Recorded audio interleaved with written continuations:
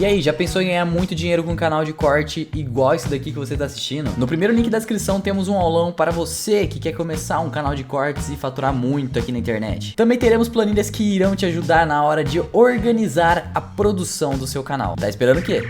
Antes de falar, é um dos capítulos desse livro. Antes de falar sobre esse capítulo, me explica esse livro aqui. Você falou que são 10 histórias, né? São bastidores. O difícil, Rogério, foi escolher que história eu iria contar, porque você imagina, tem 4 décadas dessa mortadela aqui, né?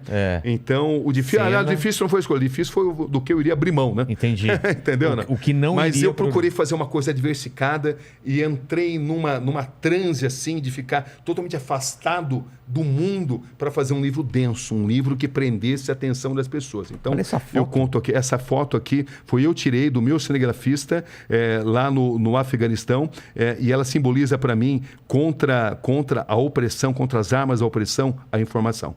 Isso aqui era o meu cinegrafista com a câmera, e esse aqui é um Kalashnikov do Talibã. Entendeu? Que é um grupo radical, né, que agora retomou o poder. Eu acabei de voltar do Afeganistão, inclusive, depois de 20 anos. Mas, enfim, essa é uma das histórias. Depois eu conto o comércio do Ayrton Senna, conto também a grande investigação sobre pedofilia na Igreja Católica, que fez com que o Vaticano reconhecesse pedofilia de sacerdotes pela primeira vez aqui no Brasil. É a primeira vez que isso acontece. Isso até citado no... Isso que eu queria saber. Como que chega para você isso? Você tem um cheiro do que está acontecendo e vai atrás, se aprofunda? Rogério, não há um único dia onde eu não receba pelo menos 10 denúncias. Ah, é?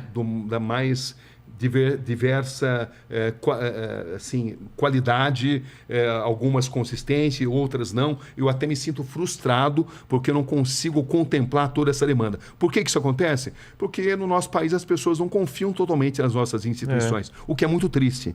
Claro que tem aí grandes promotores, tem grandes juízes, jornalista não é juiz, jornalista não é promotor. Mas é muito comum a população procurar um jornalista para resolver déficits de justiça. Nós somos um país profundamente injusto, principalmente se você sofre e padece da desigualdade social, desigualdade econômica, né? É uma história muito ampla essa. Mas eu sou muito procurado. Eu imagino. Então, não há um dia onde eu não recebo. Se eu abrir para você as minhas redes sociais e for aqui no Instagram, você vai ver a quantidade. Mensagem. E eu fico triste por causa disso, porque eu não consigo atender a toda essa demanda. E como você faz uma triagem? Eu fico orgulhoso porque as pessoas confiam em mim. A triagem é pelo grau da importância, mas também muitas vezes eu estou no meio de uma matéria, não consigo dar atenção, e aquela denúncia que está chegando, ela depende de uma ação rápida, e eu não consigo atender a isso.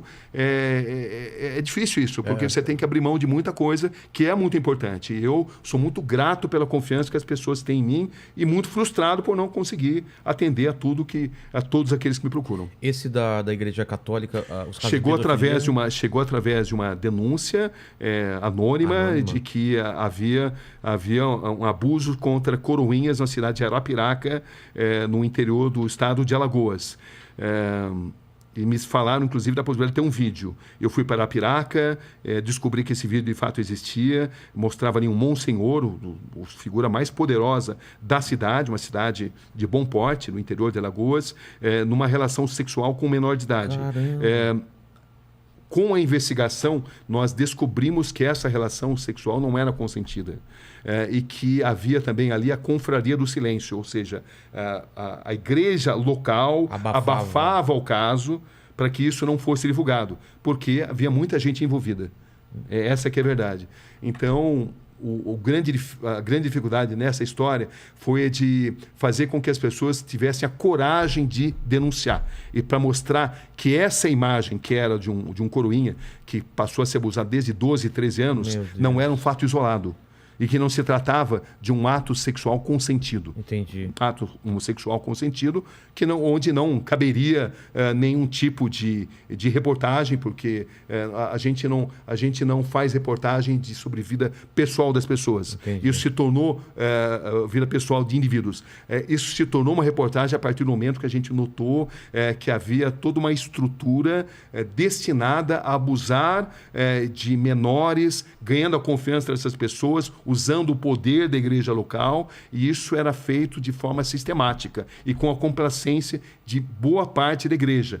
Claro que estamos falando de setores da igreja. É. A maioria da igreja não concorda com isso. O Papa atual é um Papa que tem feito um trabalho extraordinário. Tem uma O Papa preocupação, Francisco é. tem uma preocupação. Ele mudou a história da igreja porque ele é uma pessoa de muita dignidade, muito corajoso, e ele, de fato, fez uma revolução nisso daí. Mas na época em que a gente fez isso, não havia essa disposição, e eu lembro que no começo a gente sofreu ameaças, mas foram 7 documentários onde a gente foi evoluindo, as vítimas começaram a ganhar confiança depois do primeiro documentário, a gente conseguiu registrar as várias ameaças, até uma matéria muito boa de ser assistida, porque ela mostra, a gente conseguia documentar toda essa estrutura que ameaçava as vítimas. As vítimas foram ameaçadas. Se elas contassem a história e eles ficaram sabendo que eu estava lá, elas seriam punidas drasticamente, entendeu? E ao longo de 7 grandes documentários, a gente conseguiu ouvir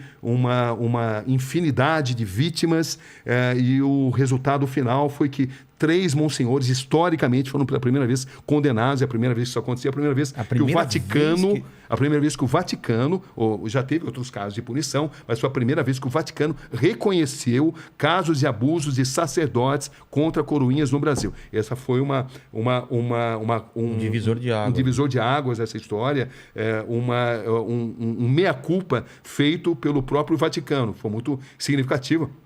Inclusive, como ele é um capítulo repleto de detalhes, é o mais longo, inclusive, esse aí.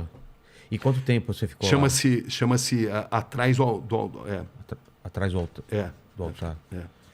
E para você, como que é quando você pega uma coisa tão escabrosa com isso que é pedofilia e como você tem o distanciamento, mas também você não pode ficar totalmente descolado da emoção, né? Como que funciona? Então, esse é o pulo do gato, né? Esse é o X da questão. Você não pode deixar com que a emoção te prejudique a sua capacidade de apuração, mas, por outro lado, a emoção ela traz também uma sintonia com aquilo que está sendo vivido. Então, você não pode jamais se tornar um ser humano frio, incapaz...